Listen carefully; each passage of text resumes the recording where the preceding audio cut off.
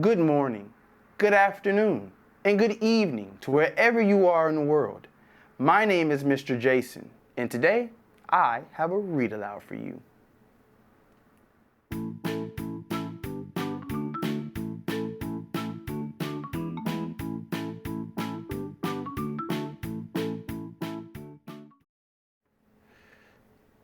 First and foremost, I want to welcome you back to my classroom. I hope you've enjoyed the first two stories in our series, Marty and the Mango and Miss Wishy-Washy's Farm.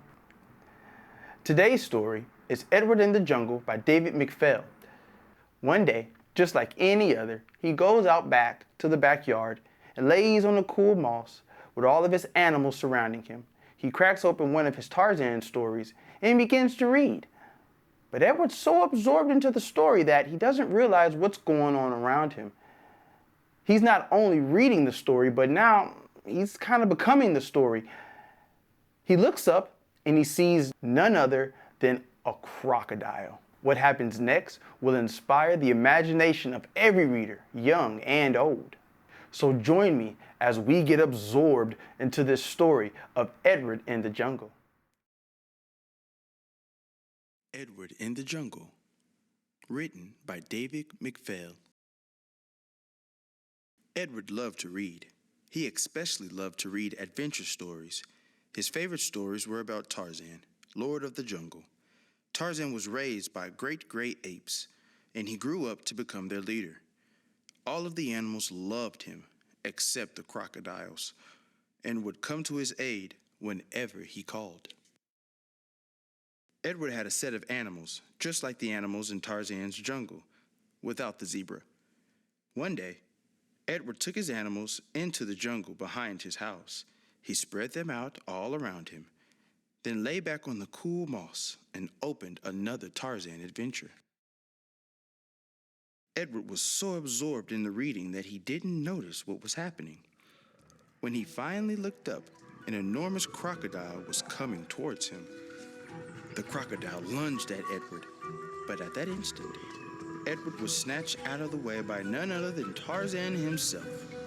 And a moment later, they were swinging through the trees on a sturdy vine. When they were a safe distance from the crocodile, Tarzan landed on a branch of a large tree and set Edward down. "I'll teach you what to do if you need help and I'm not around," said Tarzan. Then he tipped back his head and yelled the loudest yell that Edward had ever heard, a booming call that echoed through each part of the jungle. Immediately, the branches around them filled up with all manners of birds, monkeys, snakes, and climbing cats. On the ground, a huge elephant appeared and was soon joined by every other kind of animal that Edward had ever read about. Tarzan raised his hand and all the animals grew quiet. "This is our new friend," he announced. "Watch over him." Tarzan waved his arm, and the animals disappeared as quickly as they arrived. "I have to go pull a stuck hippo out of the mud," Tarzan told Edward. "Wait here." Then he grabbed a vine and swung away. Edward looked around.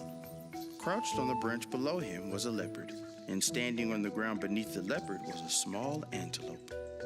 Edward leaned over and tried to warn the antelope without disturbing the big cat. "Psst! Run for your life," he whispered, but he had leaned too far. He lost his grip and went tumbling out of the tree past the wide-eyed leopard and plopped right onto the back of the antelope. The antelope was so startled that it galloped away as fast as it could go. With Edward's arms wrapped tightly around its neck, it raced along the riverbank, leaping fallen logs and charging through tangled thickets. Suddenly, the antelope stopped short and Edward went flying. He landed on the soft moss of the riverbank, in the exact same spot where he first met the crocodile. The crocodile was still there, but he was completely tied up, and two men were loading him into their boat. "Serves him right," thought Edward. "That crocodile is no friend of mine."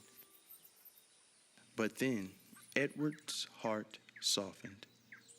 As unfriendly as that crocodile was, he didn't deserve to be bound and dragged away from his river home.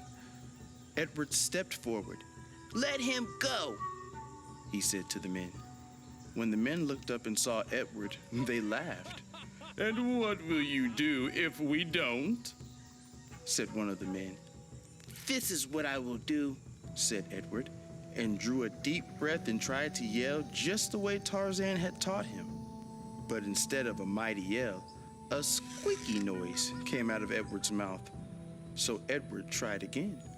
This time, a powerful sound poured out of him and echoed through the jungle.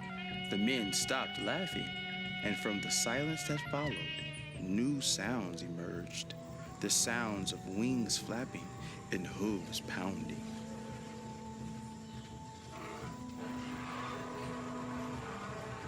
Immediately, the trees were filled with all kinds of creatures, and a circle of animals surrounded the men. "Now will you let the crocodile go?" Edward asked. And the men dropped the crocodile, splash, jumped into their boat, and sped off. Edward untied the rope that bound the great beast, and without a word of thanks, the crocodile slowly swam away. "You did a good thing," said Tarzan as he swung down and landed beside Edward. While the two were watching the crocodile, something caught Edward's eye. He saw the top of his house appear above the trees on the other side of the river. He could see his bedroom window with its jungle-patterned curtains. Edward looked up at Tarzan. "If I had a boat," Tarzan said, "I could take you home." Just then, the crocodile turned around and started swimming back. "I think he wants to help," said Tarzan. Edward climbed onto the crocodile and sat down.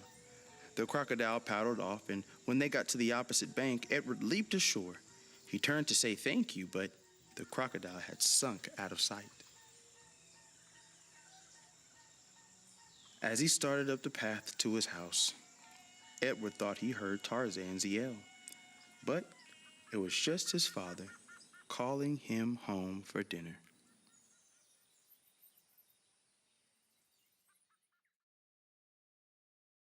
Wow, what an amazing adventure we just had with Edward as he traveled through the jungle.